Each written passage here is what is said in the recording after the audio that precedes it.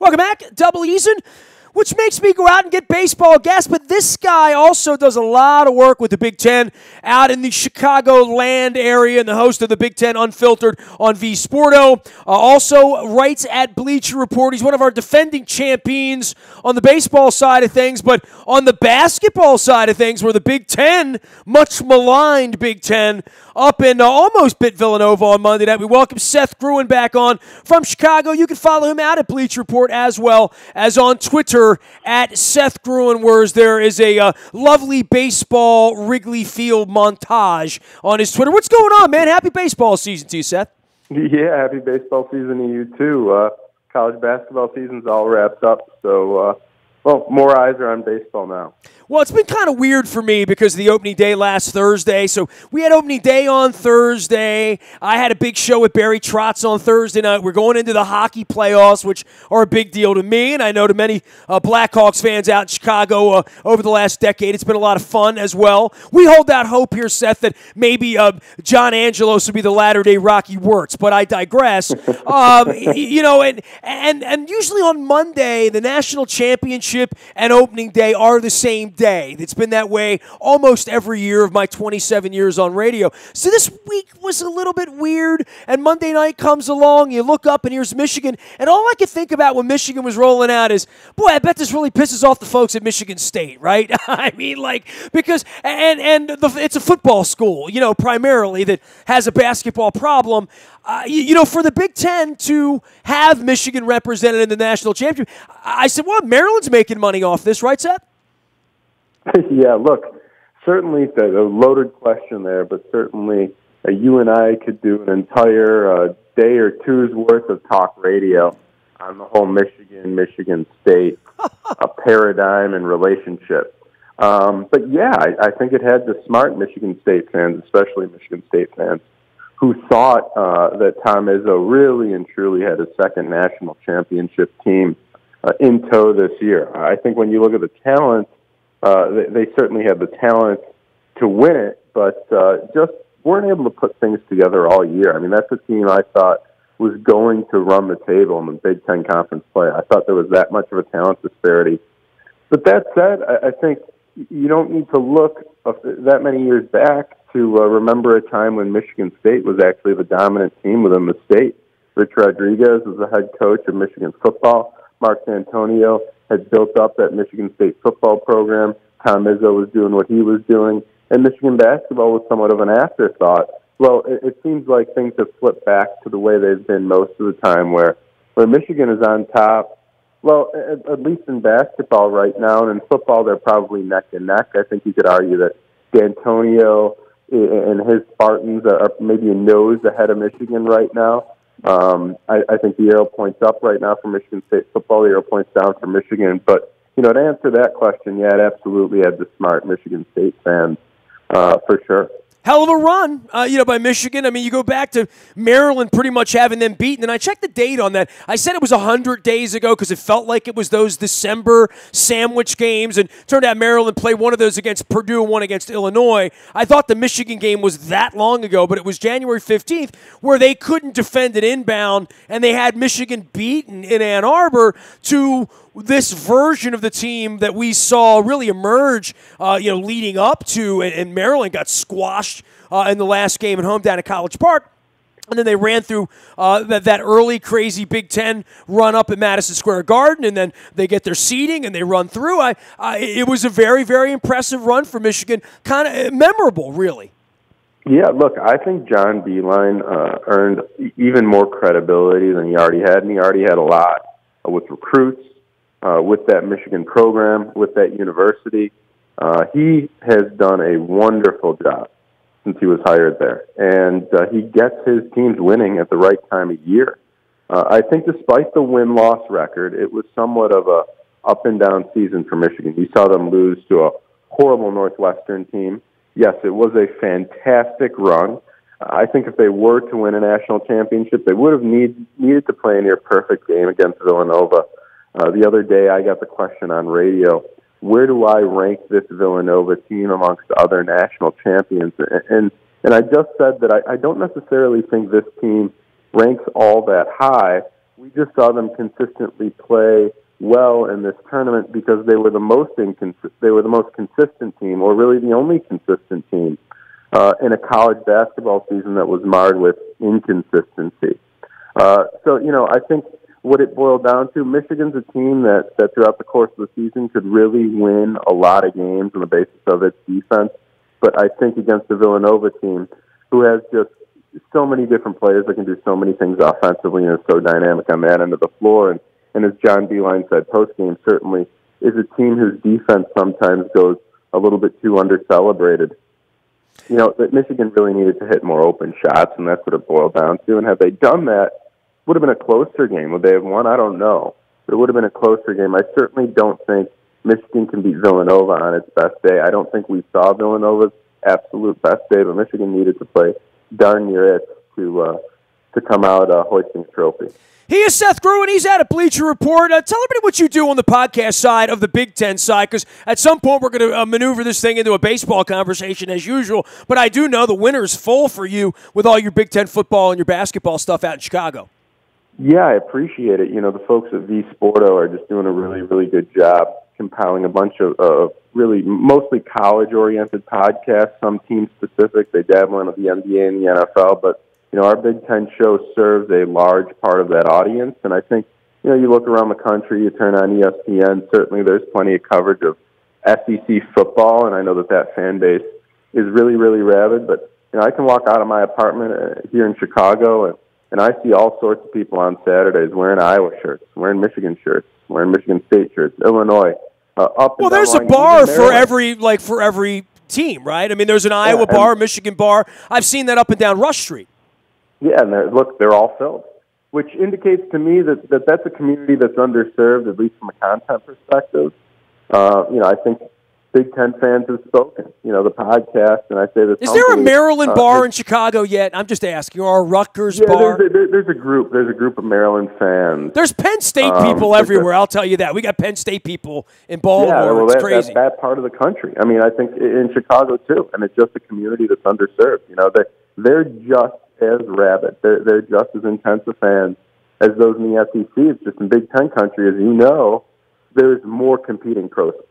I mean, in every city almost, you have pro sports that are competing for attention, and in some cases overshadowing the college teams. But that doesn't mean on Saturdays that people aren't solely locked into what's going on in the Big Ten. So, we're hoping to serve that community, and certainly the news cycle never ends. Even this time of year in the off season, plenty of draft stuff, plenty of spring football stuff, plenty of storylines leading into training camp and media days. So it never stops, and we're never short on things to talk about. Seth, baseball is gotten off to a kind of a wretched start here in Baltimore. I think we looked at the schedule and saw the Astros and the Yankees in the headlights, saw the problems we had. It's been a little while since you've been on, a couple of months, and I spent 5 months here, October, November, December, January, February, talking about they're not tanking and not even collusion. I think with the Orioles, it's just mismanagement. And, I don't know that there's any real strategy, sort of malfeasance, as much as anything over 25 years, what I would call it, as far as how they manage things. But the Machado and the Britton and where they are with Duquette and Showalter at the end of the road, and Jones and Brock and Britton also in walk years this year. And then they go and give Cashner money and bring him in. And when you're like, well, they've done this with Millwood. They've done this with, all sorts of guys. Doug Drabeck many years ago, just to have a guy to take the ball to go out there 24 to 28 times and throw to a 4.80 ERA or whatever. And Cashner had a nice year last year in Texas. But then they go and spend real money on Cobb, and they're letting kids in free now. It's become very apparent that much like the Rocky Wirtz situation that I know you're very aware of and what happened in Chicago, there's a changing of the guard here. Peter's not running the Orioles anymore. Peter Angelos wouldn't let kids in for free. Peter Angelos would never give Alex Cobb, a guy coming off Tommy John, $53 million in a 4-year contract to be a front-of-rotation guy, and not even be negotiating with Scope, and not even talking to Machado, and not even having Showalter figured out long-term. It's a really weird time, and it's a weird soap opera, but it's been made even worse with Chris Davis batting leadoff. and like, what the hell are they doing? And falling into the hole a week into the season. Yeah, I think that we're probably seeing a turnover in that a new era of Orioles baseball is probably upon us. I think you mentioned tank. Certainly, when you look at the division they're in, it's probably high time that they hit the reset button. And I know this is something you and I talked about certainly last year. Oh, my God, dude, you and I have been talking about this a year and a half. You and I had a long chat when the Yankees were selling, right, which is getting up on, 19, 20 months ago now, right, that what would the Yankees fans do if they sold all, and here we are a year and a half later, and we're going to lose Machado for nothing, right? So all this, we've talked so much about it, but inside the building, it doesn't feel like it's been all that stressful, Yeah, and look, the Machado thing was mismanaged. I think, first of all, let's first acknowledge that the Orioles over the past 5 or 6 years have had one of the better runs in baseball. I think we've seen them win creatively with great bullpen play and whatnot, but the Manny Machado thing has been mismanaged. I think when you look at teams that have rebuilt, that when you have a sought-after trade chip, you can get a major haul of prospects that can turn your organization around fairly quickly. The Yankees never were in rebuild mode. They decided to punt a couple seasons ago, trade Aroldis Chapman, load up on prospects, and look at where they are now. Obviously we know they have the money. They're a big market team. They were able to trade for Giancarlo Stanton, but they still have so much in their system that they're going to be major players at the trade deadline. So it's not necessarily the 5-year plan or 4-year plan or, Epstein was selling it as a 5-year plan that the Cubs fans had to endure. I think when you have a trade chip like that, you know that he's out the door, and your winning days, at least on the field, look like they're behind you. You have to pull the trigger. And the Orioles didn't, and that's mismanagement. I 100% agree. Eventually, I think this team is going to realize they're going to have to hit the reset button and not necessarily dip a toe in the water like, you could argue they have in the past.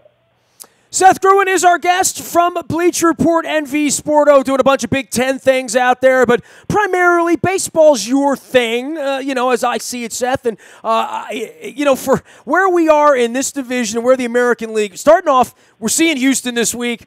They're really good, and they got better. In a lot of, it's amazing to be talking about them where last All-Star break, you and I are talking about them being the factor in the American League and how they got Keuchel and McCullers and all. And then, you bring in Verlander, you bring in Cole, and now they're going to go 162 with that, with what they have. Hard to bet against them. Indians, obviously there. We've talked about the Yankees and the Red Sox.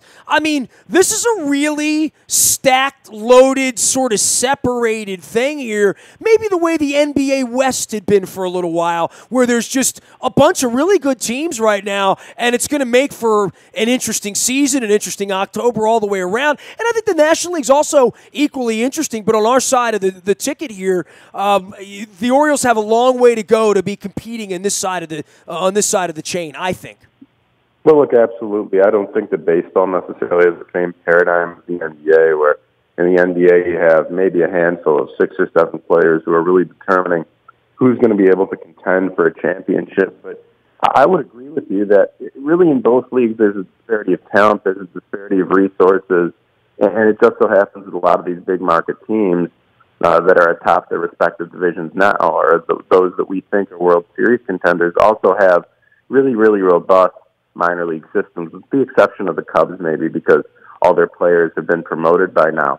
But nonetheless, look, I think it goes back to the collective bargaining agreement, and they're playing in a sport in which the wealthiest teams have an advantage. Now, I know they did things like institute the luxury tax, which teams have backed off of. Nobody wants to cross that threshold, and certainly there are limitations as far as foreign spending is concerned. But look, scouts are still a major part of this game, and if you have the resources to spend the money to expand your front office, that's going to increase your likelihood of drafting better, of signing better free agents, of making better trades. And I think we're seeing that bear out by the fact that, the Yankees have one of the best systems in baseball. We see all those great young players in the Red Sox. We see what the Cubs are doing. we see the Dodgers, all those great young players they have in their system. The facts have bore themselves out. So I think part of this has to do with the collective bargaining agreement. And simply because those smaller market teams just don't make as much money, and they're not going to want to spend a lot of money on payroll if they're not making as much money as those big market teams. It's still a business. Seth Gruen joining us here. We know it's a business in Baltimore, Seth. Cobb for 53 in 4 years. Just thoughts on that independently of everything else. And, clearly, more than anything else, and look, I've accused the Orioles of a lot of stuff over 25 years, a lot of stupid stuff. They've never really tanked. I mean, there was a period of time where they had Confederate money, as Sid Thrift said, and Angelos had screwed enough agents and enough medical, reports and wasn't spending the money, didn't have the money to spend and all that stuff, and they've won enough recently to buy themselves a period of time here to rebuild. But mismanagement's one thing, but saying, well, let's go all in when we're really not ready to go all in, and we got Chris Davis batting leadoff. It's a really screwy circumstance, but I'm all in if they're going to spend money. If John's going to spend the old man's money, the old man's not looking anymore on better pitching to give the team a better chance to win. I don't think they're going to win, but I'm all for trying. I mean, I can't confuse them with teams that really are tanking, quite frankly. Yeah, look, I think that you could argue that what happened this past offseason, as far as the free agent market is concerned, really benefited a team like the Orioles that likes to wait till the 11th hour to sign guys.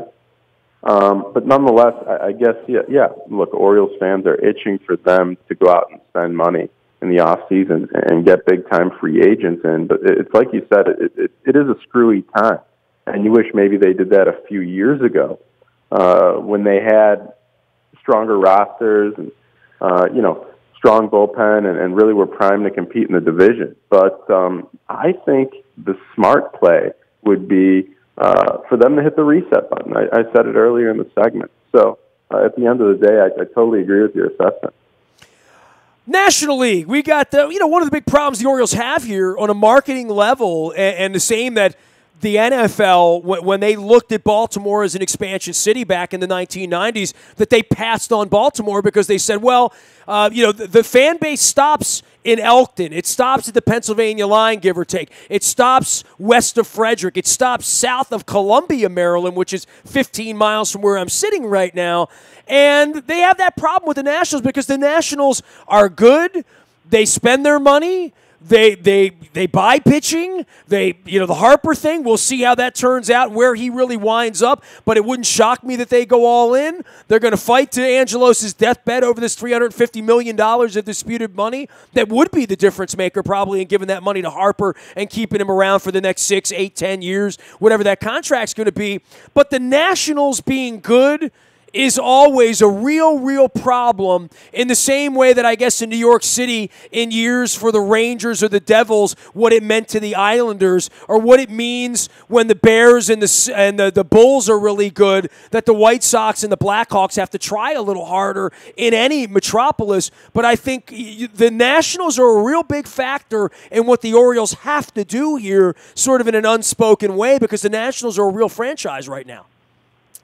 Yeah, absolutely. I think when you have two teams in the same market, or two teams in markets so close, that certainly puts pressure on the other team. There's no doubt about it. I think that we're seeing some of that lesson here in Chicago. And last year's trade with Jose Quintana and Eloy Jimenez was emblematic of that. And that, the Cubs and the Sox are willing to do business together if it benefits both clubs.